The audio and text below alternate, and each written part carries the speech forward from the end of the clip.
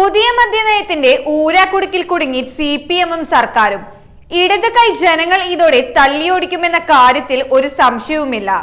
ഇനി ഭരിക്കാൻ വലതുകൈ മതി. പിണറായി വീണ്ടും ഒരു വിദേശയാത്ര കൂടെ പോകേണ്ടി വരും.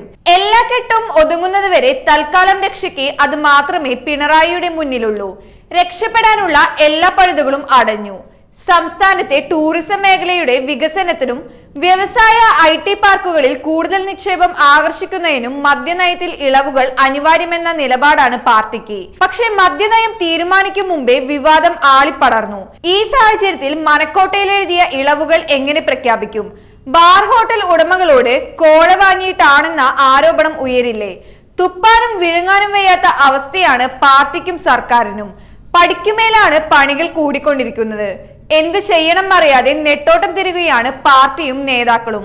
മദ്യനയവുമായി ബന്ധപ്പെട്ട അഴിമതി പുറത്തു വന്നതിന് പിന്നാലെ ബാർ ഉടമകൾ ഉൾപ്പെടെ ആരുമായും ചർച്ച നടത്തിയിട്ടില്ലെന്നാണ് എക്സൈസ് ടൂറിസം മന്ത്രിമാർ ഉൾപ്പെടെയുള്ളവരുടെ പ്രസ്താവനകൾ പച്ചക്കള്ളമാണ്. എല്ലാ മാസവും 1-ാം തീയതി മദ്യശാലകൾ അടച്ചിട്ടിരുന്ന ഡ്രൈ ഡേ സമ്പ്രദായം ഒഴിവാക്കണമെന്നും ബാർ ഉടമകളുടെ പ്രവർത്തന സമയം കൂട്ടണമെന്നുമുള്ള ബാർ ഉടമകളുടെ ആവശ്യത്തിൽ CPM-ലോ മുന്നണിയിലോ ചർച്ച നടന്നിട്ടില്ല.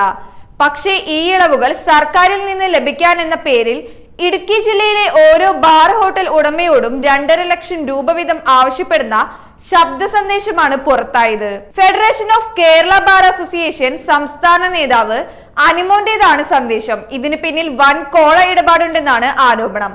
പുതിയ മദ്യനയത്തിന്റെ പ്രാരംഭ ചർച്ച പോലും നടന്നിട്ടില്ലെന്ന CPM സംസ്ഥാന സെക്രട്ടറി MV ഗോവിന്ദന്റെയും എക്സൈസ് മന്ത്രി MB രാജേഷിന്റെയും മന്ത്രി റിയാസ് പറഞ്ഞിട്ടില്ല യോഗം വിളിച്ചതെന്ന ടൂറിസം ഡയറക്ടറുടെയും വാദം പ്രതിപക്ഷം മുഖവിലക്കെടുക്കുന്നില്ല.